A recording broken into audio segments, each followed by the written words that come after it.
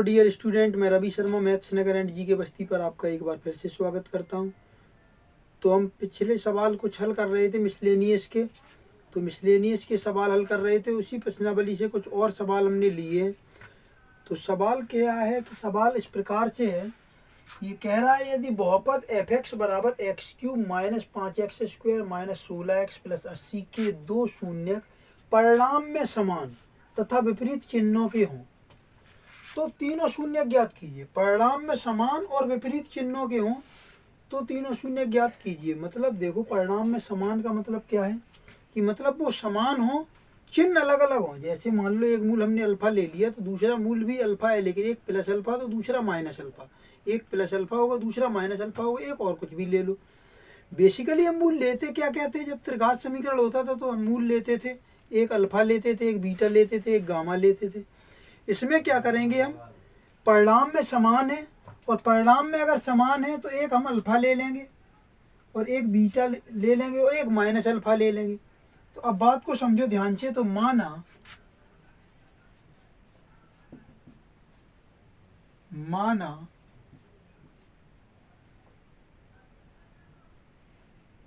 समीकरण, माना बहुपद के मूल,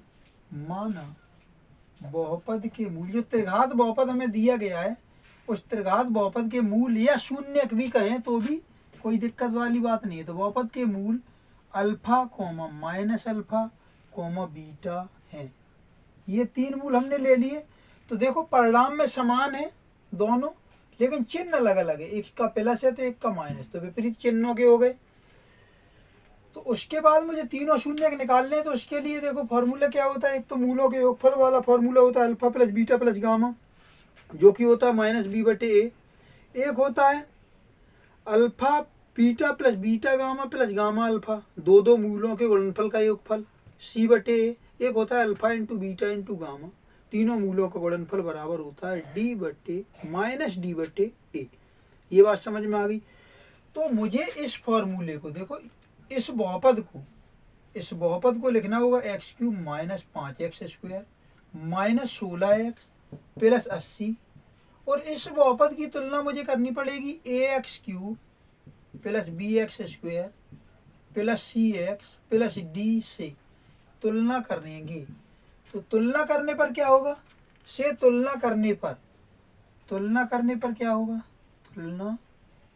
करने पर तो तुलना से मुझे ए बी सी डी के मान पता चल जाएंगे। क्या क्या आ जाएंगे, तो ए की वैल्यू यहाँ से आ जाएगी 1, यहाँ से बी की वैल्यू आ जाएगी -5, यहाँ से सी की वैल्यू आ जाएगी -16, और यहाँ से डी की वैल्यू कितनी आ जाएगी 80। तो यहाँ से ये बात समझ में आ गई ए बी सी डी के मान। तो द्विघात समीकरण में क्या करते थे, उसके व्यापक रूप से करते थे तुलना। अब त्रिघात समीकरण के व्यापक रूप से इसके जनरल फॉर्मेट से तुलना करेंगे तो ए बी सी डी के मान आ गए। अब चूंकि मूल हमें ए दिए गए हैं तो मूलों का योगफल क्या हो जाएगा, तो मूलों का योगफल या शून्यक ये दिए गए तो शून्यकों का योगफल क्या हो जाएगा, तो शून्यकों का योगफल आपका हो जाएगा alpha plus minus alpha plus beta, ये हो जाएगा। और ये होता क्या है, ये होता है माइनस बी बटे ए। तो यहाँ से देखो alpha plus minus minus alpha plus beta बराबर माइनस बी। बी की वैल्यू कितनी है, तो बी की वैल्यू है -5। ये फॉर्मूले वाला माइनस फॉर्मूले में होता है, और ये बी की वैल्यू बी की जगह लिखेंगे -5, तो -5, तो माइनस 2 बार आएगा, क्या हो जाएगा प्लस, और ए की वैल्यू कितनी 1। तो यहाँ से अल्फा से अल्फा कट जाएगा, तो यहाँ बचेगा बीटा बराबर यहाँ पे बचेगा 5।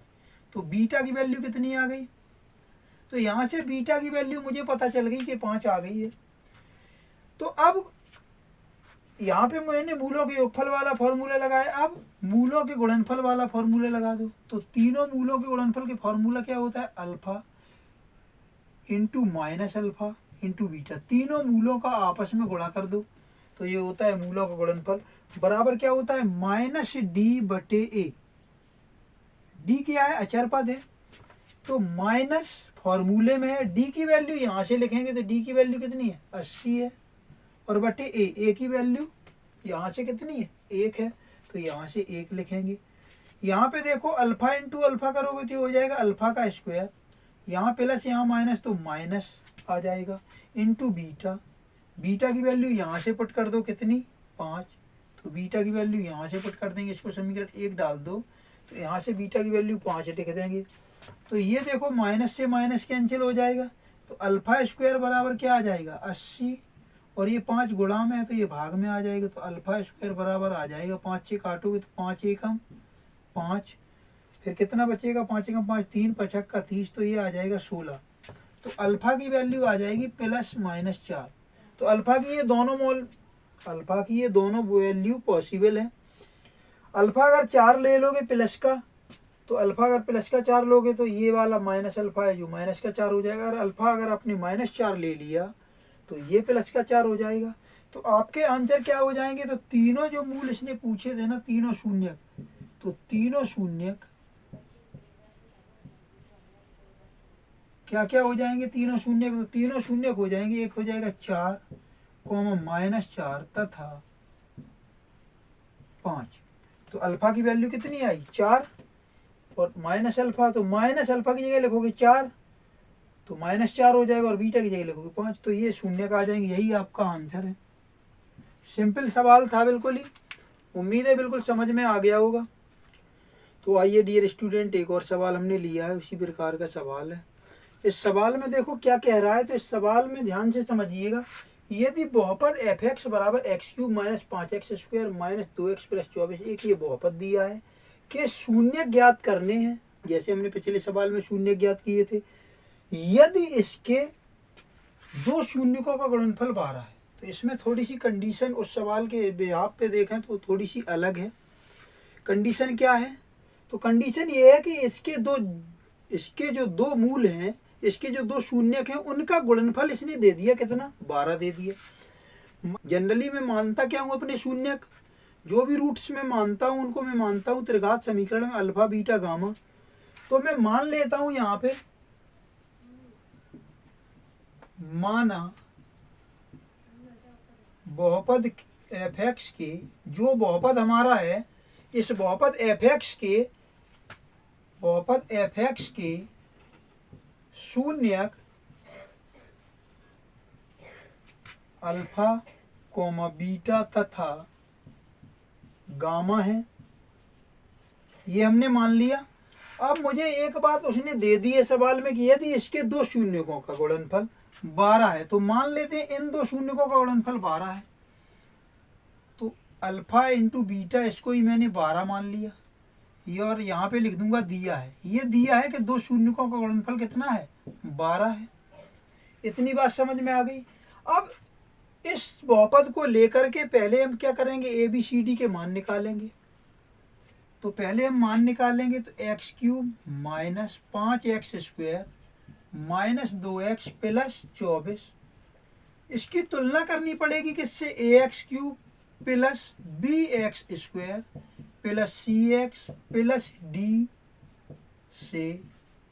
तुलना करने पर तो त्रिघात समीकरण के व्यापक रूप से इसकी तुलना कर देंगे, तो मुझे रिजल्ट क्या प्राप्त होगा, what will I get, a = कितना आ जाएगा 1, b कितना आ जाएगा, b आ जाएगा -5, c कितना आ जाएगा, तो c आ जाएगा -2, और d कितना आ जाएगा, तो d आ जाएगा 24। ये बात समझ में, a की वैल्यू 1, b की वैल्यू, यहाँ पे जो भी चिन्ह होता है इसके साथ में, यहाँ पे x² का गुणांक b है, यहाँ पे x² का गुणांक कितना है -5, तो -5 आ जाएगा। यहाँ पे x का गुणांक c है, यहाँ पे x का गुणांक -2 है, तो -2, यहाँ अचर पद d है, यहाँ पे 24 है, तो ये 24। तुलना कर दी, ये आ गया। अब चूंकि मुझे अल्फा बीटा गामा तीनों शून्यक निकालने हैं, तो उसके लिए मैं क्या करूँगा, मुझे 3 चीज़ें पता होती क्या। एक, मैं जानता हूँ कि अल्फा + बीटा + गामा जो है वो होता है -b/a। एक मुझे ये पता है। दूसरा मुझे क्या पता है, दूसरा मुझे ये पता है alpha into beta into gamma, ये क्या होता है, ये होता है -d/a।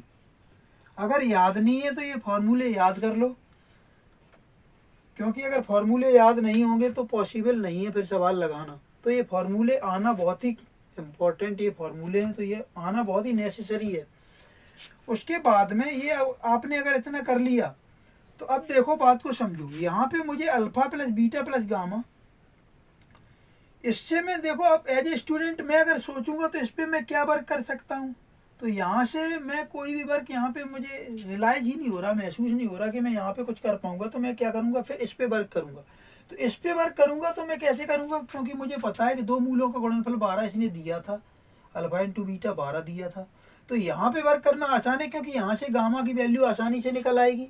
तो यहाँ पे मैं काम करूँगा तो क्या लिखूँगा यहाँ पे, तो मैं इस तरीके से लिखूँगा इसको, अल्फा बीटा की जगह लिखूँगा 12 और गामा बराबर माइनस फॉर्मूले में, और डी की वैल्यू कितनी है, तो डी की वैल्यू यहाँ से 24 है, तो डी की वैल्यू लिखूँगा 24, और ए की वैल्यू यहाँ पे देखो कितनी है, 1 है, तो यहाँ से 1 लिखूँगा। तो ये हो जाएगा 12 गामा बराबर -24। तो गामा की वैल्यू यहाँ से आ जाएगी -24, और ये 12 गुणा में, तो ये डिवाइड में आ जाएगा, भाग में आ जाएगा। तो गामा बराबर आ जाएगा 12 दूनी 24 माइनस का 2। अगर गामा नहीं बना पा रहे हो तो बाई को बिगाड़ दो, बस गामा बन जाएगा। बाई बनाओ, उसको बिगाड़ दो तो गामा बन जाएगा। तो गामा की वैल्यू आ गई, और गामा की वैल्यू ये आ गई। अब देखो बात को समझो आगे। अब क्या करेंगे, मुझे क्या चाहिए, तो मुझे बीटा और अल्फा दोनों की वैल्यू और चाहिए। अभी गामा एक मूल हमें मिला है, एक शून्य मुझे प्राप्त हो गया। अब क्या करेंगे, तो अब इसके लिए ना यहाँ पे, अब देखो यहाँ पे वर्क करेंगे।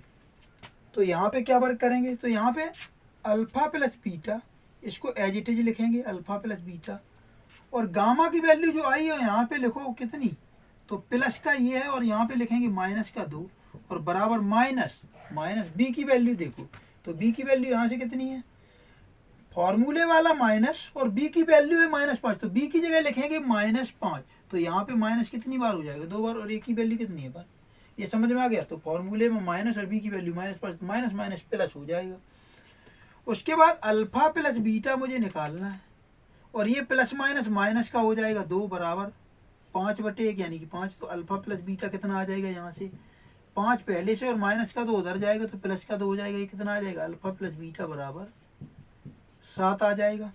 इसको मैं डाल देता हूँ समीकरण नंबर 1। यहाँ तक अगर बात समझ में, तो अगर आपको अल्फा प्लस बीटा पता है 7 है, और अल्फा इंटू बीटा पता है कि 12 है, तो अल्फा बीटा आसानी से निकाल सकते हैं। कैसे निकालोगे, तो अब जब ऐसी सिचुएशन आ जाए ना कि कभी ऐसे आपको दिया जाए, एक समीकरण दिया गया जैसे अल्फा प्लस बीटा बराबर कितना, ये मैंने निकाल लिया, यहाँ से देखो ध्यान से कितना निकाल लिया है, 7। तो अल्फा प्लस बीटा मेरा आ गया 7। उसके बाद में अल्फा इंटू बीटा इन्होंने क्या दे दिया, तो अल्फा इंटू बीटा दे दिया इन्होंने 12, और चूंकि तीनों शून्य के निकालने हैं तो गामा का मान तो हमने पहले से ही निकाल लिया है। मुझे चाहिए क्या, तो मुझे चाहिए अल्फा और बीटा। अल्फा बीटा निकालने का तरीका समझ लो बहुत ही ध्यान से। तो अगर अल्फा प्लस बीटा आपको गिवन हो और अल्फा बीटा गिवन हो, तो अल्फा माइनस बीटा में एक और समीकरण निकालो। तो वो कैसे निकालते हैं, तो वो निकालने का तरीका ये होता है, अल्फा माइनस बीटा इसका होल स्क्वायर बराबर, इसका अगर होल स्क्वायर खोलोगे तो ये हो जाएगा alpha square plus beta square, और ये आ जाएगा plus beta square -2 alpha beta, -2 alpha beta. लेकिन मैं इसको थोड़ा सा चेंज करूं तो ऐसे लिख सकता हूं, alpha plus beta alpha square plus beta square, इसमें 2 अल्फा बीटा जोड़ दूं और 2 अल्फा बीटा इसमें से घटा दूं, और -2 अल्फा बीटा ये पहले से था तो ये बाद में इसको लिख दिया है।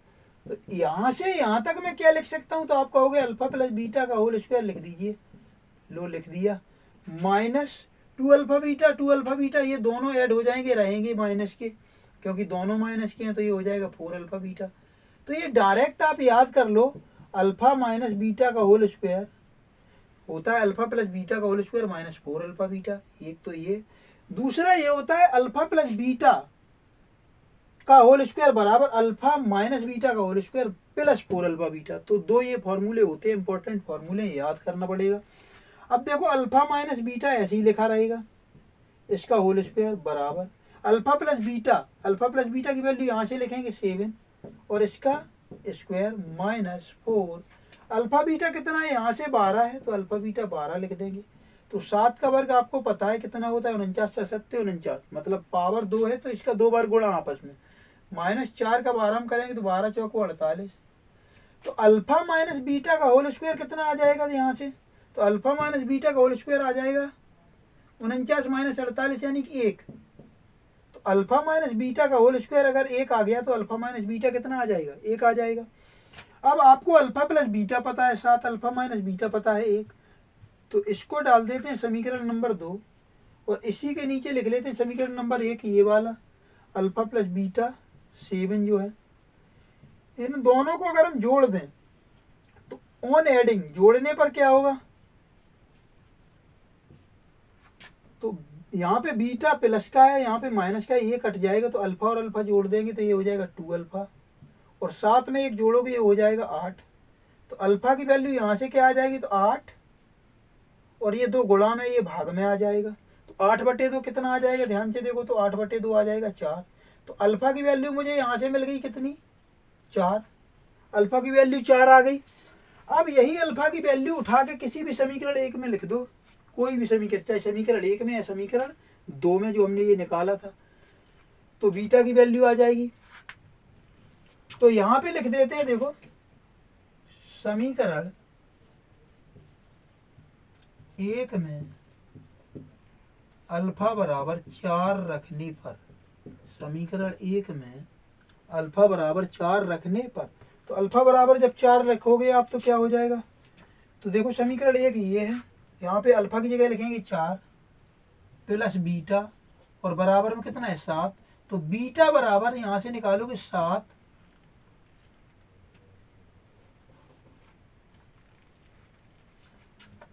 इसको इधर कर देते हैं, इधर नीचे दिखाई नहीं दे रहा है तो इसको इधर कर देते हैं। तो समीकरण 1 में अल्फा बराबर 4 रखने पर, तो जैसे ही 4 रखोगे तो अल्फा प्लस बीटा बराबर 7 है, तो यही है समीकरण 1 है, यही समीकरण क्या है 1 है।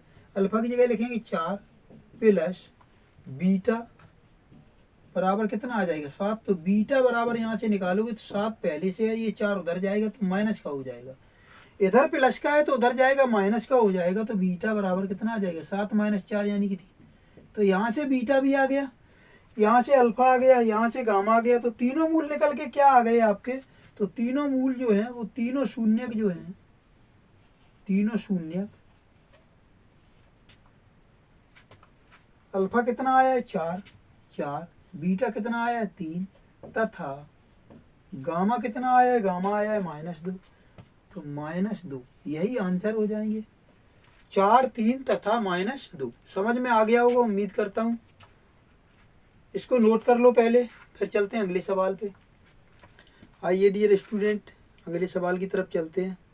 तो सवाल ये है, सवाल क्या कह रहा है कि यदि बहुपद x³ - 3x² + x + 1 के शून्यक a - b, a + b, मतलब ये 3 शून्यक हैं इस त्रिघात बहुपद के, 3 शून्यक आपको दिए गए हैं और आपसे कहा गया है कि a और b के मान ज्ञात कीजिए। तो अगर ध्यान से देखो तो तीनों मूल जो दिए गए इस तरीके से दिए गए, अगर इन तीनों मूलों को अगर हम जोड़ें तो तीनों मूलों को जोड़ेंगे तो b से b कट जाएगा तो a 3a आ जाएगा, तो a की वैल्यू यहाँ से प्राप्त हो जाएगी मूलों के योगफल से, शून्यकों के योगफल से। तो देखिए सबसे पहले यही काम करते हैं, तो देखो इस बहुपद को जो मुझे दिया गया है, इस त्रिघात बहुपद को मैं यहाँ लिखता हूँ x³ - 3x² + x + 1। तो पहला स्टेप हमने क्या बताया था, तो पहला स्टेप ये कि ABCD के मान निकालो। कैसे निकालते हैं, तो इसके जनरल फॉर्मेट से इसकी तुलना कर दो, ax³ + bx² + cx + d से तुलना करने पर क्या होगा, on comparing what will I get, तो I will get a = 1, b = -3, c = यहाँ पे देखो x का गुणांक कितना है, यहाँ पे c है, यहाँ पे x का गुणांक कितना 1 है, तो c की वैल्यू 1, और अचर पद यहाँ d है, यहाँ पे अचर पद कितना है 1 है, कांस्टेंट टर्म। तो इतनी बात समझ में आ गई। अब क्या करना है, तो अब मुझे पता है कि मूलों का योगफल जो होता है, शून्यकों का जो योगफल होता है, क्योंकि इसके शून्यक a - b a + b हैं, तो इसके शून्यकों का योगफल a - b + a + b, इन तीनों शून्यकों को जोड़ देंगे आपस में, और वो बराबर किसके आएगा, तो वो बराबर आएगा -b/a के।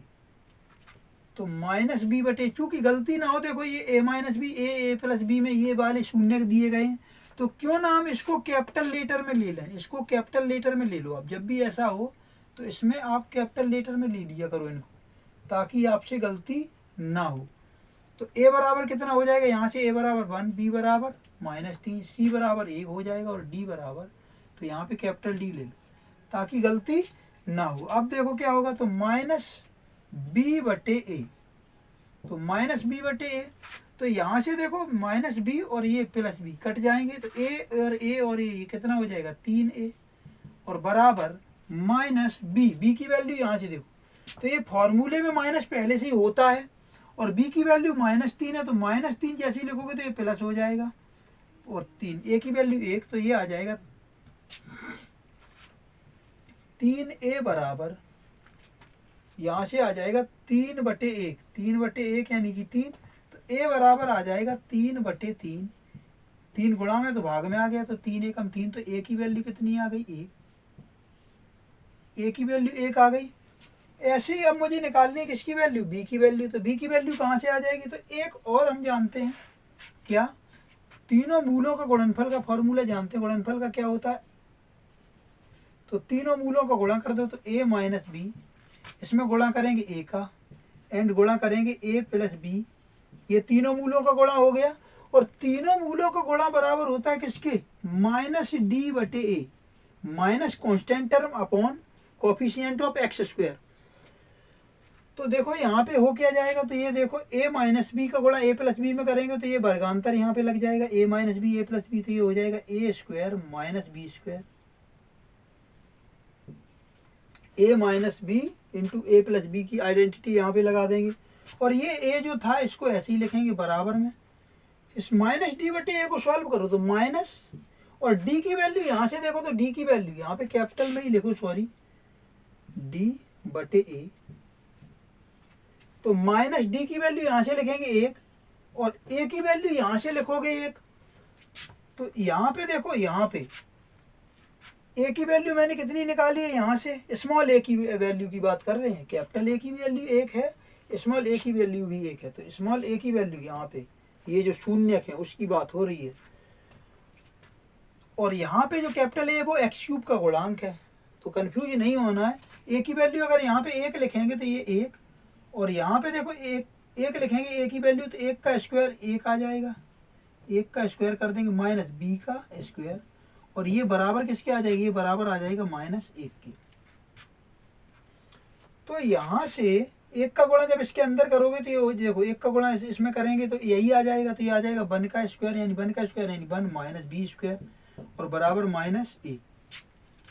इस -1 को इधर लाओ तो पहले से 1 है और ये -1 और आएगा तो प्लस का 1 हो जाएगा और इस -b² को उधर ले जाओ तो ये b² किसका हो जाएगा, प्लस का, ये हो जाएगा 1 और 1 कितना, 1 और 1 हो जाएगा ये 2 और ये b², तो b की वैल्यू निकालोगे तो b² बराबर 2 है, तो b बराबर कितना आ जाएगा, b बराबर आ जाएगा √2, b² बराबर 2 है तो b का वर्गमूल कितना आ जाएगा, b² का वर्गमूल आ जाएगा √2। बात समझ में आ गई, तो a का मान आ जाएगा 1 और b का मान आ जाएगा √2। तो उम्मीद है ये सवाल बिल्कुल ही समझ में आ गया होगा। अगर फिर भी किसी पॉइंट पर अगर दिक्कत है तो वीडियो को बैक करके उस पॉइंट पे फिर से देखिए, फिर भी समझ में नहीं आता है तो कमेंट बॉक्स में ज़रूर बताइएगा। Thanks for watching.